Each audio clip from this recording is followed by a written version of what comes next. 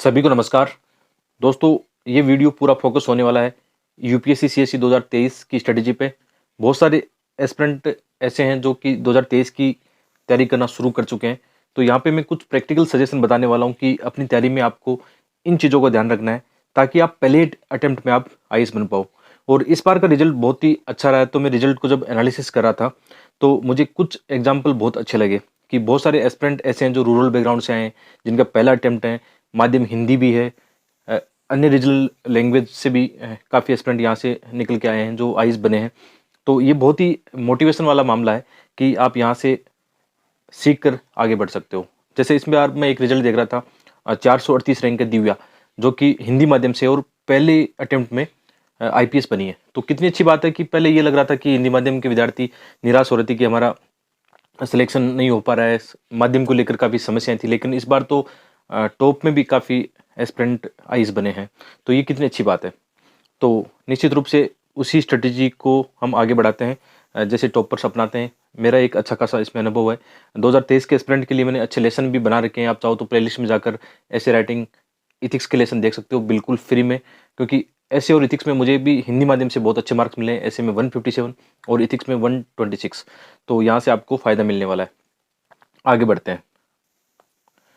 सबसे पहले जैसे हम स्ट्रैटेजी की बात करते हैं, तो मेरा ये मानना है दोस्तों कि आप अपनी एक स्ट्रैटेजी बना लो कि जैसे इस बार आप 2023 की एग्ज़ाम दे रहे हो, तो प्री एग्ज़ाम कब है उसके हिसाब से आप, जैसे मेरा ये मानना है कि आपको अपनी स्ट्रैटेजी सफलता दिलाएगी। ठीक है? एक चीज़ हमेशा ध्यान रखना, जब भी आप पढ़ाई करो तो इंटीग्रेटेड रूप से पढ़ाई करनी है। कैसे करनी है इंटीग्रेटेड रूप से? इन चीज़ों को ध्यान रखना आप कि आपकी तैयारी के अंदर हमेशा प्री, मेंस और इंटरव्यू सब साथ चलने चाहिए। इस बार मेरे काफ़ी दोस्त हैं जिन्होंने आईएएस का इंटरव्यू दिया था, लेकिन इंटरव्यू के मार्क्स में उनके कम रहे। जो भी कारण रहा हो, इंटरव्यू के मार्क्स कम होने की वजह से उनका final selection 2 number, 5 number, 10 number से उनका रुका। और मैं पहले से हमेशा जो न्यू एस्पिरेंट है उनको गाइड करता हूँ, जब ये बात बोलता हूँ कि यार यूपीएससी में आप हमेशा ध्यान रखना, प्री मेंस के बारे में सब बोलते हैं, लेकिन पर्सनालिटी डेवलपमेंट पे कोई नहीं बोलता है। और पर्सनल डेवलपमेंट 1-2 दिन 1 महीने में सुधार नहीं हो सकता है। इसलिए आपके पास, जैसे अभी आप इस समय तैयारी करना शुरू कर रहे हो, तो मेरा ये मानना है इस चीज़ को हमेशा फोकस करना। इस पे 2-4 बातें हैं। आप जब नोटिफिकेशन देखते हो यूपीएससी का, नोटिफिकेशन में साफ-साफ इंटरव्यू का एक सिलेबस दिया होता है। जैसे प्री का और मेंस का जहाँ सिलेबस होता है नोटिफिकेशन में, वहाँ पर्सनैलिटी डेवलपमेंट के बारे में भी लिखा है कि बोर्ड आपसे क्या डिमांड करता है। ठीक है? ये पॉइंट सबसे इम्पोर्टेंट इसलिए कि जैसे मैं खुद 3 बार आईएएस इंटरव्यू फेस कर चुका हूँ और मुझे अच्छे मार्क्स नहीं मिले इंटरव्यू में। उसके बाद में चलो मैं अभी काम कर रहा हूँ उस चीज़ पर, कम्युनिकेशन, पर्सनैलिटी डेवलपमेंट, बोलने की आपकी ऐसी स्टाइल, डिबेट करने की क्षमता, आपके विचारों की गहराई, ये सब चीज़ें मायने रखती है।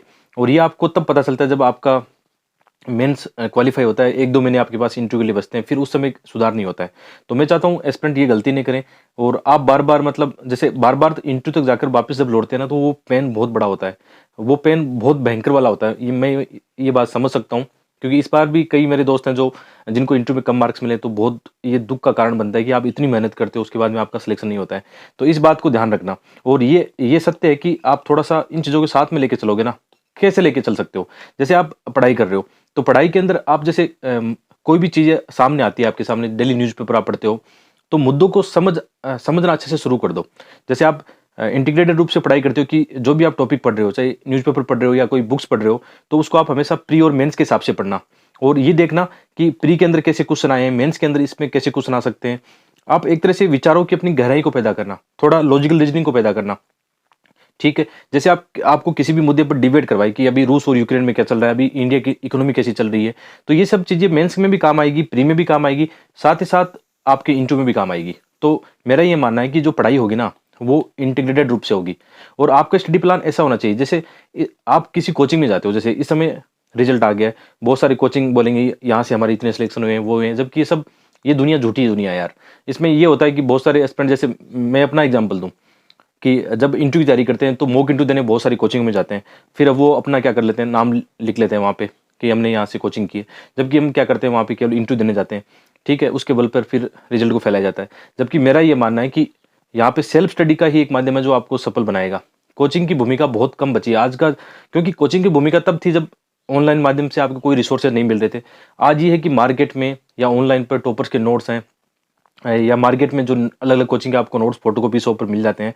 तो ज़्यादा मतलब ये है नहीं, कोचिंग का आजकल उतना बोलबाला बचा नहीं, तो थोड़ा सा बचना। हिंदी माध्यमिक विद्यार्थी थोड़ी सी ज़्यादा ही करते हैं कि स्मार्ट तरीका नहीं अपनाते, तो ये ध्यान रखो यार थोड़ा सा ना। ज़्यादा कोचिंगों से प्रभावित मत हो, उनसे कोई फ़ायदा नहीं है। 1.5-2 लाख रुपए लौटा के बाद में यही करना पड़ेगा जो बाद में आपको सेल्फ स्टडी के लिए करना होगा, तो इससे कोई फ़ायदा नहीं है। इस बात का हमेशा ध्यान रखना। तो जब आप प्लान बना रहे हो इंटीग्रेटेड रूप से, तो इस बात का ध्यान रखना कि आपका प्री और मेंस का सिलेबस दिसंबर तक एंड हो जाए, ठीक है? जिसके अंदर क्या होगा, विशेषकर आप ये कर सकते हो कि जैसे आप जो भी तैयारी कर रहे हो, जो भी टॉपिक पढ़ रहे हो, चाहे हिस्ट्री पढ़ रहे हो, पॉलिटी पढ़ रहे हो, इसको आप मेंस के दृष्टिकोण से पढ़ना, और प्री भी साथ साथ में आपका कवर होता रहेगा।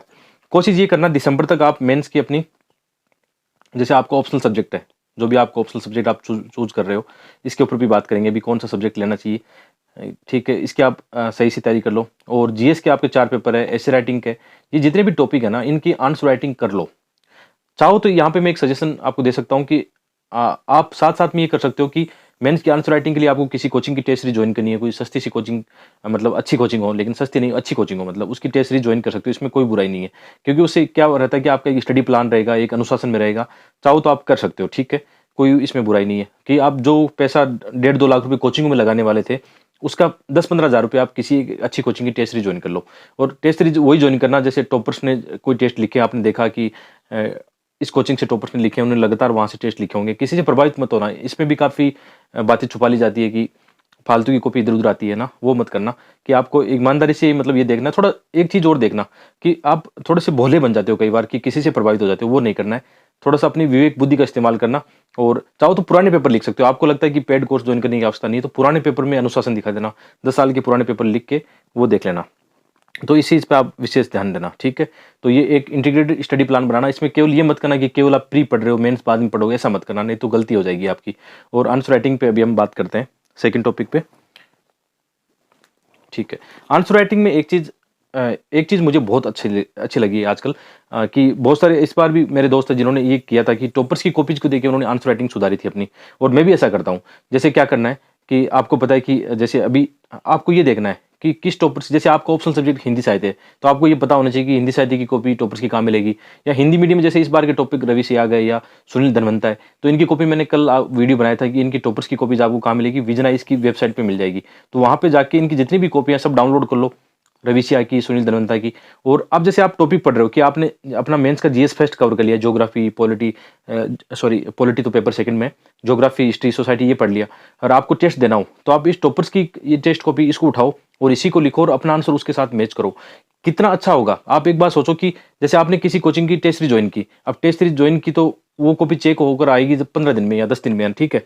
तब तक आप भूल चुके होंगे कि आपने क्या टेस्ट लिखा था, आपकी क्या गलतियां होगी, है ना? थोड़ा मुश्किल हो जाता है। इसके बजाय ये हो सकता है कि जैसे टॉपर्स की कॉपी आपने उठाई, आपका सिलेबस ठीक ठाक आपने कर लिया, वही क्वेश्चन लिखो जो टॉपर्स ने लिखे हैं और हाथों हाथ मैच करो, आपकी गलती अपने आप पता चल जाएगी। सबसे अच्छा जो तरीका होता है, सबसे इफेक्टिव तरीका आप मान सकते हो कि अपनी आंसर राइटिंग को सुधारना हो ना, तो टॉपर्स की कॉपी से मैच करो। जैसे इंग्लिश मीडियम के विद्यार्थी ये कर सकते हैं कि विजन, कहाँ कहीं भी आपको विजन क्या मतलब कहीं भी आपको गूगल करना, ये कॉपियाँ मिल जाती है। तो इन कॉपी में आप ये करना कि जैसे टॉप 10 की जो कॉपीज है वो देखना, या आपको ये भी पता होना चाहिए कि किसके कितने मार्क्स आ रहे हैं। ये आजकल गूगल आराम से मिल जाते हैं, गूगल करोगे तो जीएस फेस्ट में किसके हैं, जीएस 4 में किसके हैं, अलग अलग टॉपर्स के किसके सब्जेक्ट में कैसे मार्क्स है, तो उसके हिसाब से उनकी टॉपर्स की कॉपी देखो, अपना आंसर मैच करो। और चाहो तो एक कोचिंग की कोई टेस्ट सीरीज ज्वाइन करना चाहो ऑप्शनल सब्जेक्ट की अपनी, ये कर सकते हो, क्योंकि मेंस के अंदर थोड़ा सा ये फर्क पड़ता है कि आंसर राइटिंग आप सही से कर रहे हो या नहीं कर रहे हो, इसका बहुत बढ़िया महत्व होता है। ठीक है, आंसर राइटिंग को लेकर ये ध्यान रख सकते हो आप। आगे जैसे इंपॉर्टेंट टॉपिक है कि ऑप्शनल सब्जेक्ट का चुनाव कैसे करें, ये बहुत इंपॉर्टेंट है। यहाँ पे इंग्लिश मीडियम में तो ये है कि कोई भी आपका ऑप्शनल सब्जेक्ट अच्छा है, कोई इशू नहीं है उसमें, अपनी चॉइस के हिसाब से, अपने इंटरेस्ट के हिसाब से, या देखना इस बार रिजल्ट किस सब्जेक्ट में कितना अच्छा रहा है, कहाँ किस सब्जेक्ट में ज़्यादा सिलेक्शन हो रहे हैं। तो इंग्लिश मीडियम में तो कोई सब्जेक्ट ले सकते हो आपके इंटरेस्ट के हिसाब से, सिलेबस के हिसाब से, कोई दिक्कत नहीं है। यहाँ दिक्कत आती है हिंदी माध्यम विद्यार्थियों को। इस बार आप रिजल्ट देखोगे ना तो आपको लगेगा कि लिटरेचर के सब्जेक्ट है जैसे हिंदी, संस्कृत, इनका अच्छा रहा है। हिस्ट्री में भी शायद इस बार तो मेरी नज़र में कोई है नहीं, लेकिन हुआ होगा, हिस्ट्री से भी होते हैं, ठीक है। एग्रीकल्चर से जैसे 104 रैंक है जिनका एग्रीकल्चर सब्जेक्ट रहा है। तो हिंदी माध्यम में थोड़ा सा ये ध्यान रखना कि जैसे ज्योग्राफी जैसा सब्जेक्ट मत लेना यार, मतलब थोड़ा सा दिक्कत कर जाएगा वो। 2023 वालों के लिए बात बोल रहा हूँ मैं, ठीक है। तो सब्जेक्ट ऐसा चुनो जो हाई मार्किंग हो। अच्छा, एक चीज़ मैंने देखी है कि इस बार मेरे 2-3 दोस्त हैं, ठीक है, जिन्होंने मेंस लिखा था, और उनका पहले ज्योग्राफी सब्जेक्ट था। तो उनमें से दो तीन में से कुछ का तो सिलेक्शन हुआ है, फाइनल सिलेक्शन। जैसे सुनील धनवंता को देखना आप, पहले उनका ज्योग्राफी सब्जेक्ट था, हिंदी साहित्य उन्होंने अभी लिखा है। मनोज का सिलेक्शन हुआ है, जिनका लास्ट टाइम तक ज्योग्राफी था, अभी हिंदी साहित्य लेकर उनका हुआ है। और 3-4 और दोस्त हैं जिन्होंने मेंस लिखा था, ठीक है, ज्योग्राफी से पहले लिखते थे, अब की बार हिंदी साहित्य से लिखा। मतलब पहले ज्योग्राफी में क्या स्कोर आ रहा था उनका, 190, 200, 210, ये स्कोर ज्योग्राफी में आ रहा था। 4-4, 5-5 मेंस लिख चुके थे। लेकिन इस बार पहली बार मेरी सलाह से उन्होंने हिंदी साहित्य लिया, इस बार मेंस दिया। तो इनमें से कुछ लोगों ने इंटरव्यू दिया और उनका स्कोर 250 के आसपास था, 240, 250 के आसपास था। बहुत ही कम प्रयास में, यानी 2-3 महीने पढ़ाई करके हिंदी साहित्य में 200-250 मार्क्स आ रहे हैं, जबकि ज्योग्राफी में 4-5 महीने पढ़ के भी 210 मुश्किल से आ रहे थे। मैं अपना भी कह सकता हूं कि मेरा भी ज्योग्राफी में ये हाल था, उतना अच्छा स्कोर नहीं था। आपने देखे भी है मेरी मार्कशीट।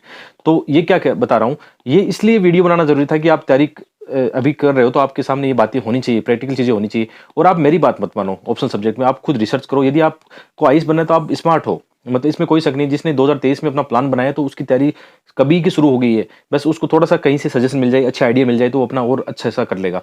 जैसे इस बार आपने देखा होगा कि अभी मैं बात कर रहा था 438 रैंक दिव्या है, ठीक है, इनका पहला अटेम्प्ट है। और 438 हिंदी माध्यम में ये रैंक इनको आईपीएस मिलेगा, ईडब्ल्यूएस से हैं तो आईपीएस में इनको मिल जाएगा। अब ये सोचो 21 साल की उम्र में मतलब हिंदी माध्यम से कोई आईपीएस बन रहा है, तो कोई बहानेबाजी नहीं है इस बार। सब ये रिजल्ट ने सबको गलत साबित कर दिया, लोगों की जो अफवाह थी सबको एकदम गलत साबित किया यहाँ पे, ठीक है। तो ये आप देख सकते हो, इनका हिंदी साहित्य ऑप्शन सब्जेक्ट है शायद, जहाँ तक मुझे जानकारी, अभी कंफर्म नहीं, इनकी मार्कशीट मेरे पास नहीं है। सुनने में आया कि इनका हिंदी साहित्य है, ठीक है। और 104 जो रैंक हिंदी माध्यम से है उनका एग्रीकल्चर है, उनका तो श्योर है कि एग्रीकल्चर सब्जेक्ट है, ठीक है। तो ऑप्शनल सब्जेक्ट का चुनाव थोड़ा सही करना, और इसमें बहकावे मत आना किसी कोचिंग के चक्कर में रहिए। ऑप्शनल सब्जेक्ट में अपनी सेल्फ स्टडी भी कर सकते हो, आजकल मार्केट में सब कुछ उपलब्ध है। गूगल करोगे या टेलीग्राम पे देखोगे, अच्छे नोट्स आपको मिल जाएंगे, टॉपर्स के नोट्स मिल जाएंगे, या मार्केट में किसी भी कोचिंग के नोट्स आपको चाहिए तो वो भी मिल जाएंगे, ठीक है। आगे बढ़ते हैं नेक्स्ट टॉपिक पर। सबसे इंपॉर्टेंट है कि यार ये जर्नी बहुत लंबी हो सकती है कभी कभी, तो अपने आप को आप मोटिवेट कैसे रखोगे, ये बहुत जरूरी है। और कुछ चीजें और भी है, जैसे आप ना पढ़ाई के साथ साथ अपनी कुछ हॉबी भी डेवलप कर सकते हो। हॉबीज के ये आपको इंटरव्यू में भी काम आएगी, क्योंकि इंटरव्यू में हॉबीज पर काफी क्वेश्चन पूछे जाते हैं। जैसे आप ये कर सकते हो कि आपकी रीडिंग हो सकती है, कोई भी नॉवेल आप रीडिंग करते हो, ठीक है। मेडिटेशन, योगा और मेडिटेशन आपका हो सकता है, कुछ भी हो सकता है, घूमना फिरना हो सकता है, मॉर्निंग वॉक, इवनिंग वॉक हो सकती है, तो ये आप देख सकते हो, ठीक है। इसके अलावा जो भी आपको लगता है, पेंटिंग हो सकती है, आप कुछ हॉबीज डेवलप कर सकते हो। आपने देखा होगी टॉपर्स की हॉबीज होती है। और यूपीएससी इंटरव्यू में थोड़ा सा ये लगता है कि आपकी पर्सनालिटी थोड़ी डायनेमिक है, उससे फायदा मिलता है। और पढ़ाई के साथ साथ यदि आपको मोटिवेट रखना है तो ये चीज़ें साथ में चलेगी, तो आप बोर भी नहीं होगे ना। जैसे मैं अपने आप को मोटिवेट रखने के लिए हमेशा कुछ अच्छी किताबों का सहारा लेता हूँ। किताबें पढ़ने का टाइम आजकल थोड़ा कम होता है, तो मैं कुकू एफएम पर बहुत सारी ऑडियो बुक और बुक समरी सुनता हूँ। जैसे अभी हाल ही में मैंने एक बुक समरी सुनी है, द एस्पिरेंट।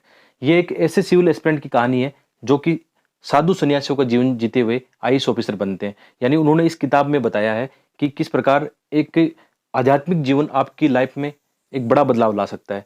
और इस बुक में ना केवल उन्होंने अपनी आध्यात्मिक लाइफ के बारे में, बल्कि एक सिविल सेवक के रूप में कैसे उन्होंने देश की सेवा की है, वो भी बहुत अच्छे से बताया है।